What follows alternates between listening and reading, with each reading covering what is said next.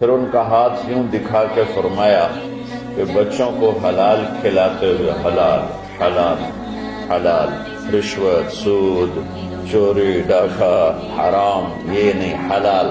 بچوں کو حلال کھلاتے ہوئے جو ہاتھ ایسا ہو جاتا ہے اس پہ جہنم کی آگ حرام ہو جاتی ہے۔ لیکن ایک مائنڈ سیٹ بن چکا ہے ہمارے ہاں کہ بس یہی دینداری ہے۔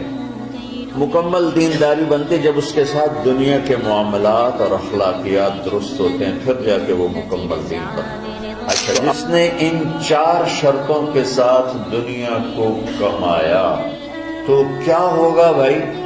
تو فرمایا لقی اللہ یوم القیامہ ووجہہ مثل القمر لیلۃ البدر، قیامت کے دن یہ اللہ کے دربار میں ایسے پیش ہوگا کہ اس کا چہرہ 14ویں رات کے چاند کی طرح چمک رہا ہو۔ من طلب الدنیا حلالا، جس نے دنیا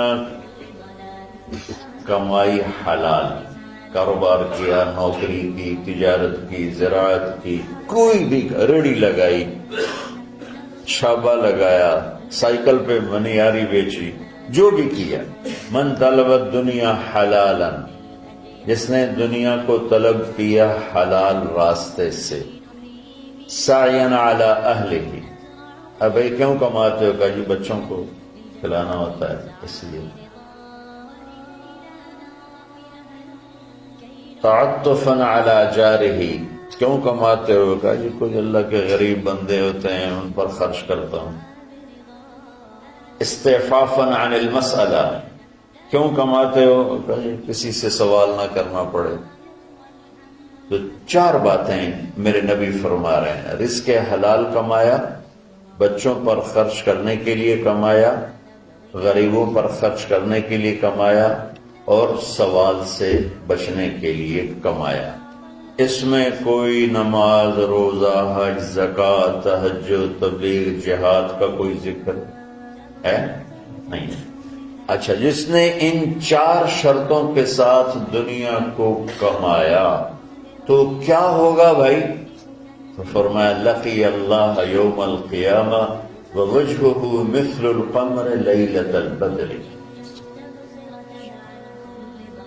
قیامت کے دن یہ اللہ کے دربار میں ایسے پیش ہوگا کہ اس کا چہرہ 14ویں رات کے چاند کی طرح چمک رہا ہو۔ اللہ نے ہمیں ایسا دین عطا فرمایا۔ سعد بن معاذ رضی اللہ تعالیٰ عنہ آپ کی محفل میں بیٹھے ہوئے تھے تو وہ دہاڑی کرتے تھے، مزدوری کرتے تھے اپنے باغ میں خود ہی۔ تو آپ کے ان کے ہاتھوں پہ نظر پڑی تو ہاتھوں میں مزدوروں کے نا ہاتھ سخت ہو جاتے ہیں، بہت ہارڈ ہو جاتے ہیں، وہ کسی چلا چلا کے ہاتھوں سے کام کرتے۔ تو آپ نے دیکھا تو ان کے ہاتھ بڑے سخت۔ آپ نے ان سے پوچھا سعد یہ تیرے ہاتھوں کو کیا ہے؟ کہا یا رسول اللہ خود ہی مزدوری کرتا ہوں بچوں کا پیٹ پالنے کے لیے، تو وہ کام کرتے کرتے میرے ہاتھ ایسے ہو گئے ہیں، ٹھیک ہے، تہجد پڑھتے پڑھتے میرے ہاتھ ایسے ہو گئے ہیں، ذکر کرتے کرتے، روزے رکھتے رکھتے، حج کرتے کرتے، عمرے کرتے کرتے، یہ بہت بڑے اعمال ہیں، میں ان کی کوئی تضحیق نہیں کر رہا ہوں، نفی نہیں کر رہا ہوں، دین کے کسی عمل کو چھوٹا نہیں سمجھنا چاہیے، لیکن ایک مائنڈ سیٹ بن چکا ہے ہمارے ہاں کہ بس یہی دینداری ہے۔ یہ وہ عمرے کر رہا ہے، کوئی حج کر رہا ہے، کوئی دیگیں چڑھا رہا ہے، تو اس کو دینداری ہے بھی صحیح، اس میں کوئی شک نہیں، ہے بھی صحیح، لیکن ادھوری دینداری ہے۔ مکمل دینداری بنتی جب اس کے ساتھ دنیا کے معاملات اور اخلاقیات درست ہوتے ہیں، پھر جا کے وہ مکمل دین بنتا ہے۔ تو آپ نے دیکھو میری طرف، آپ نے سعد کا ہاتھ یہاں سے پکڑا اور سب کو دکھا کے اس کو بوسہ لیا، پھر ان کا ہاتھ یوں دکھا کے فرمایا کہ بچوں کو حلال کھلاتے ہوئے حلال حلال حلال، رشوت، سود، چوری، ڈاکہ، حرام یہ نہیں، حلال۔ بچوں کو حلال کھلاتے ہوئے جو ہاتھ ایسا ہو جاتا ہے اس پہ جہنم کی آگ حرام ہو جاتی ہے۔ وَكَذَلِكَ جَعَلْنَاكُمْ، بولو، أُمَّةً،